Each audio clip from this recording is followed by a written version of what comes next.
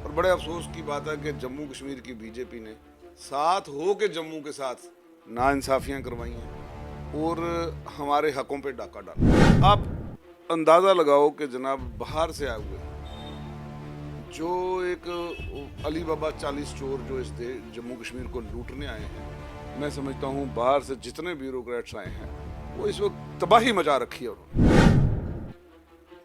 ये जो कॉरपोरेशन के इलाके कराने को तैयार हैं वो हो गए, एक बार वो भी हो गए, पंचायत इलेक्शन भी हो गए, कॉरपोरेशन के इलेक्शन भी हो गए, टाउन एरिया कमेटी के इलेक्शन भी हो गए, बीडीसी के इलेक्शन भी हो गए, डीडीसी में खुद हमारे इलेक्शन भी हो गए, अब मेंबर पार्लियामेंट के इलेक्शन भी हो रहे हैं, G20 भी हो जाता है और फिर होम मिनिस्टर जी कहते हैं यहाँ परिंदा पर नहीं मार सकता।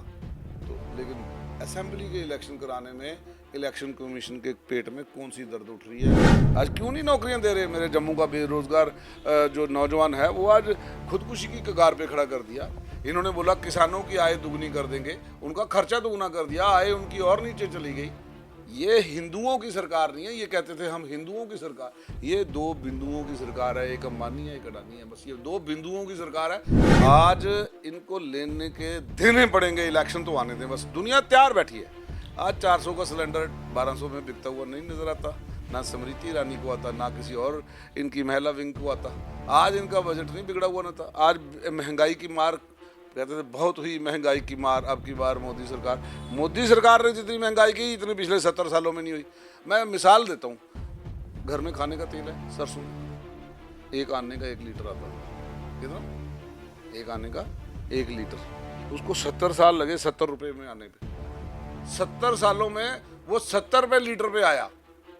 लेकिन मोदी सरकार का कामयाबी देखो कि ये पिछले 9 सालों में आज 210 रुपये लीटर, 3 गुना ज्यादा। यहाँ 800 करोड़ का हर साल घोटाला है शराब का जम्मू कश्मीर में।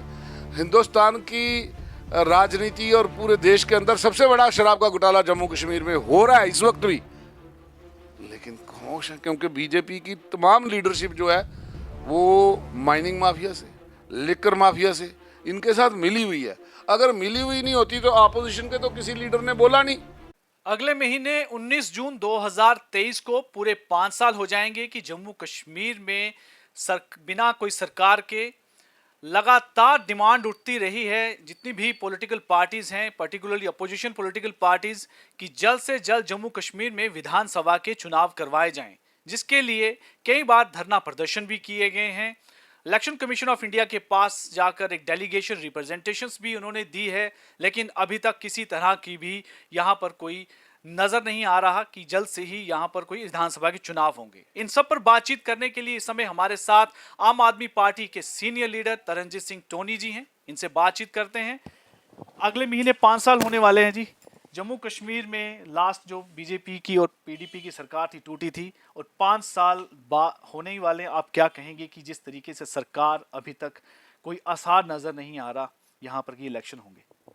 देखें, 5 साल से जम्मू कश्मीर के लोगों की ख्वाहिशों का गला घोटा जा रहा है और केंद्र सरकार द्वारा, बीजेपी सरकार द्वारा घोटा जा रहा है।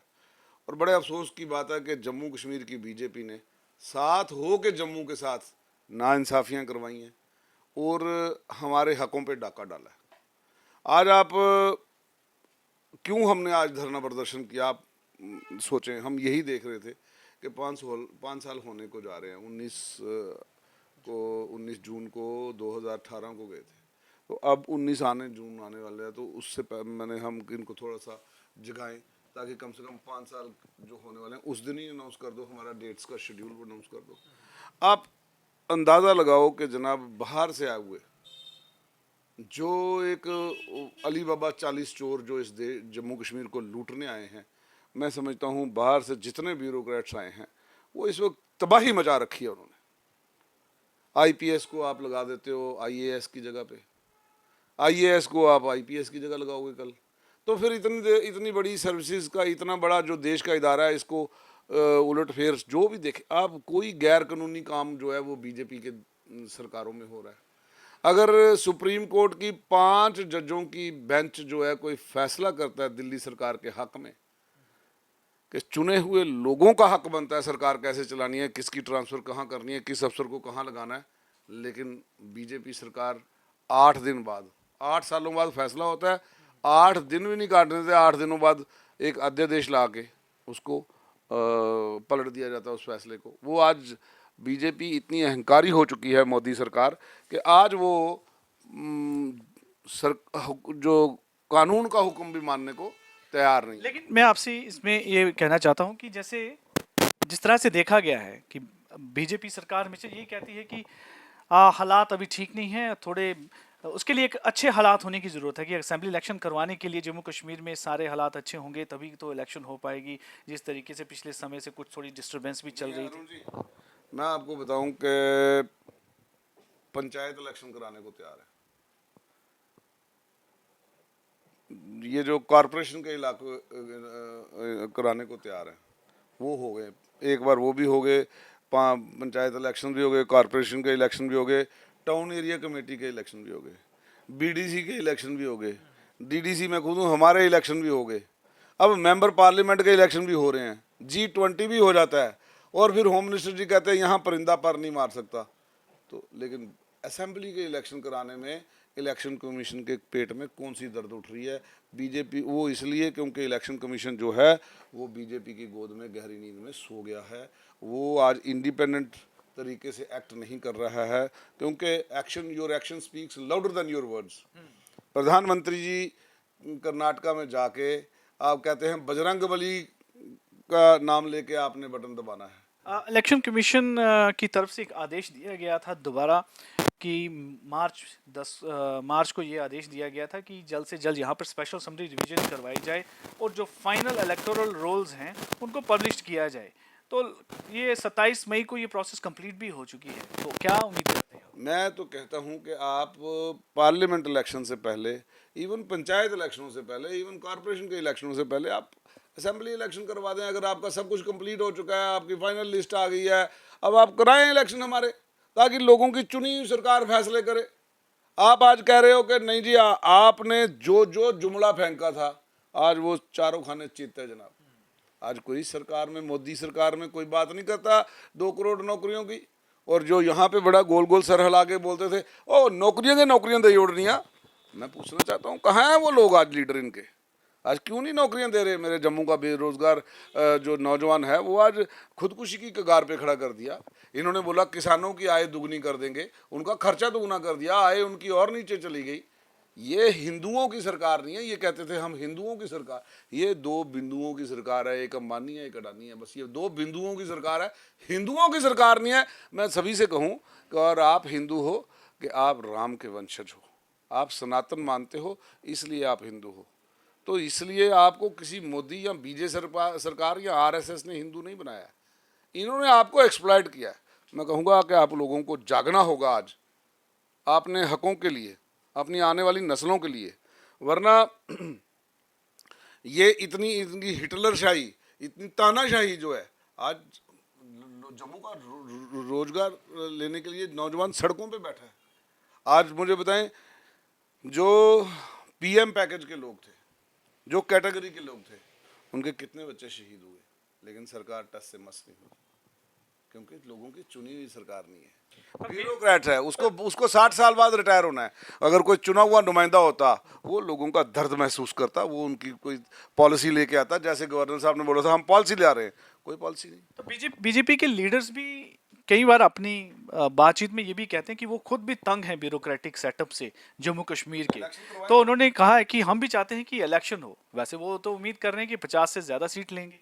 देखें, जो ये कहते हैं 50 के पार, ये लखनपुर के पार होंगे। या मेरी ये आज बात नोट कर लेना, आने वाली सदियों तक जम्मू कश्मीर में इनका राज नहीं, इनका नामो निशान पता ढूंढना, एड्रेस मिलना मुश्किल हो जाएगा। जो लोग आज बड़े अहंकारी बन के बैठे हैं ना, आज इनका एड्रेस मिलना मुश्किल हो जाएगा। और मैं ऑफिसर साहबान से भी दरख्वास्त करूंगा, है ना, आप भी जरा कानून के दायरे में चलें, बीजेपी के दायरे में मत चलें। आज इनको लेने के देने पड़ेंगे, इलेक्शन तो आने दें बस। दुनिया तैयार बैठी है। आज 400 का सिलेंडर 1200 में बिकता हुआ नहीं नजर आता, ना स्मृति ईरानी को आता, ना किसी और इनकी महिला विंग को आता। आज इनका बजट नहीं बिगड़ा हुआ ना था। आज महंगाई की मार कहते थे बहुत हुई महंगाई की मार, अब की बार मोदी सरकार ने जितनी महंगाई की इतनी पिछले 70 सालों में नहीं हुई। मैं मिसाल देता हूँ, घर में खाने का तेल है सरसों का, एक आने का 1 लीटर आता था। कितना? एक आने का 1 लीटर। उसको 70 साल लगे 70 रुपये में आने पे। 70 सालों में वो 70 रुपये लीटर पे आया। लेकिन मोदी सरकार का कामयाबी देखो कि ये पिछले 9 सालों में आज 210 रुपये लीटर, 3 गुना ज़्यादा। ये है इनकी, ये यहाँ पर और इसी रेशो में सारी खाने पीने की चीज़ें महंगी कर दी। मैं इसलिए कह रहा हूँ, आज 2 करोड़ नौकरियाँ जो कह रहे थे, कहाँ है आज मोदी सरकार का दावा? ये जुमला नहीं तो और क्या है? 15 करोड़ रुपये, 15 लाख रुपये जुमला। बाहर 100 दिन के अंदर काला धन वापस आ जाएगा। ये मोदी साहब की सरकार। ये इन्होंने अपना नोट चलाया 2000 का, उसको 5 साल नहीं चला सके। ये देश चलाएंगे, ये सरकार चलाएंगे आप जनाब। अब हिंदुस्तान का नौजवान बहुत ही इस वक्त गुस्से में है। मोदी सरकार ने अभी हाल ही में जो है उन्होंने 26 मई को अपनी केंद्र में जो सरकार है उसके 9 साल भी उन्होंने सेलिब्रेट किए और 9 साल कंप्लीट हो गए हैं और उम्मीद कर रहे हैं कि अब 2024 में जो है दोबारा बीजेपी की सरकार बनेगी। देखें जनाब, शेख चिली अपने ख्वाब लेने से नहीं चूकता है। लेकिन कांग्रेस जब कहती थी, वो कहाँ कहती थी कि वो सत्ता से बाहर हो रही है, लेकिन जनता ने चाहा बाहर कर दिया। इसी तरह कोई नहीं चाहता कि मैं सत्ता से बाहर जाऊं। जनता और वो रब जब देखता है कि भाई ये मेरी रियाया को अब तंग करने लगा है, ये जातियां करने लगा है, ये हुक्मरानी जो फरमान, जो तुगलकी फरमान चलाने लगा है, तो फिर वो रहने नहीं देता। जिस तरह से अब आप कह रहे हैं कि भारतीय जनता पार्टी सेल्फ अप्रोजल के लिए ही जो है काम अभी कर रही है, तो इस बीच में क्या लगता है कि जम्मू कश्मीर के जो आम जनता है उसका क्या हाल होगा? बुरा। 9 साल से देश का हो रहा है, 5 साल पहले से 9 साल का जम्मू कश्मीर में हो रहा है। बुरा हाल, बद से बदतर कर दिया इस देश को। जो कहते थे 5 ट्रिलियन इकॉनमी होगी, जो कहते थे हमारा मेक इन इंडिया प्रोग्राम में दुनिया की भर की इन्वेस्टमेंट आ जाएगी, बताओ ना कहाँ है जनाब। हाँ, 2 बंदों की बड़ी तरक्की हुई है, अंबानी की और अडानी की।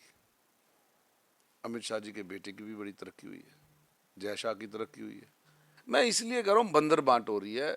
जो इनको अपना पसंद आ रहा है, जो ईमानदार से ईमानदार आदमी है, अगर वो अपोजिशन में है तो उसके घर में ईडी भेजी जा रही है। सत्येंद्र जैन जी की अभी कल परसों जमानत हुई है।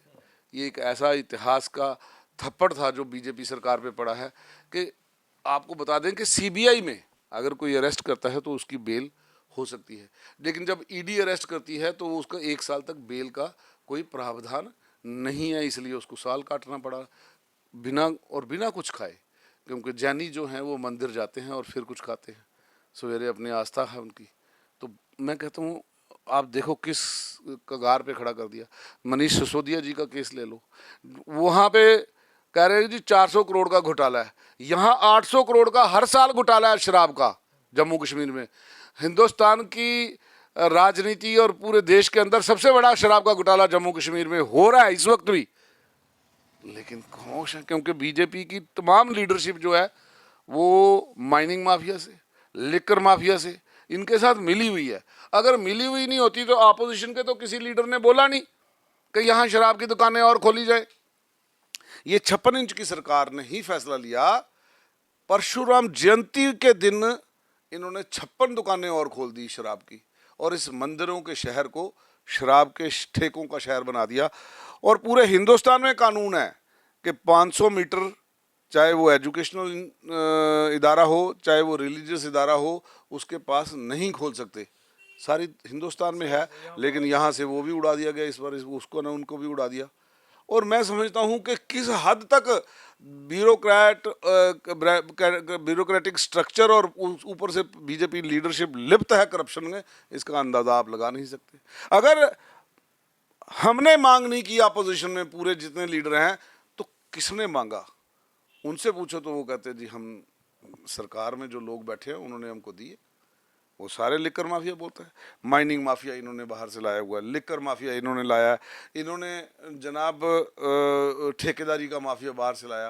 वो आते हैं, कुछ कंडीशन ऐसे लगाते हैं, लोकल ठेकेदार एक क्लास जो है बाहर हो जाता है, वो टेलर मेड वो लगता है, और इनका बंदा अंदर आ जाता है, तो वो आता है, वो 10% अपना काट के दूसरे को सबलेट करके दे जाता है। जिस तरह की अभी परिस्थितियां चल रही हैं, तो क्या उम्मीद कर रहे हैं कि आप सोचते हैं कि क्या विधानसभा के चुनाव की आप उम्मीद रखते हैं कि हो जाए? इसलिए धरना रखा कि जनाब आप बाकी सारे इलेक्शन करा रहे हैं, तो पार्लियामेंट से पहले जो हमारा ये इलेक्शन आयोग है, जो इलेक्शन कमीशन ऑफ इंडिया है, ये बीजेपी की गोद से निकले और जागे अपने डीप स्लम्बर से, और हमारे इलेक्शन कराए, ज़मीनी सतह पे देखें। अगर हिंदुस्तान का होम मिनिस्टर इंटरनेशनल फोरम पे कह रहा है यहाँ पे परिंदा पर नहीं मार सकता, तो हम मानते हैं इस बात को भी, नहीं मार सकता, तो फिर इलेक्शन क्यों नहीं करा रहे हमारे? वो इसलिए क्योंकि बीजेपी को पता चल चुका है कि अब उनकी पतझड़ आने वाला है। रेगुलर कॉलेजेस में जहाँ पे आर्ट्स में जाना है, कॉमर्स में जाना है, वहाँ के लिए इन्होंने वो लगा दिया, एक एंट्रेंस टेस्ट लगा दिया। जब आदमी बच्चा मेरिट ले रहा है, उसका 99.9% आ रहा है, आप यहाँ टॉप कर रहा है, तो उसको क्या ज़रूरत है दोबारा देने की? लेकिन वो उसकी फीस 1500 रुपये रख दी, वो भी एक पैसा कमाने का धंधा बन गया। और फार्म पे फार्म लगवा रहे हैं नौकरियों के, और जैसे ही नौकरी फाइनल होने पे आती है, उसमें कोई घपला निकल जाता है। असल में नौकरी देनी ही नहीं है इन्होंने, वे बेसिकली सिर्फ दिखाना है, देना नहीं है। बहुत बहुत धन्यवाद, शुक्रिया। तो आपने अभी सुना कि तरनजीत सोनी जी ने जिस तरीके से कहा कि सरकार तो दावे करती है कि यहाँ पर हालात बिल्कुल सुरक्षित हैं, ठीक हैं, लेकिन ऐसी क्या परेशानी है कि विधानसभा के चुनाव जो हैं अभी तक करवाए नहीं गए। तकरीबन 5 साल होने को आ रहे हैं कि बिना गवर्नमेंट के जम्मू कश्मीर सरकार जो अभी यहाँ पर है, और आम लोगों की जो रिप्रेजेंटेशन है यहाँ के लोगों की, वो उनको नहीं मिल पा रही है, जिस कारण उनको कई मुश्किलों का सामना करना पड़ रहा है।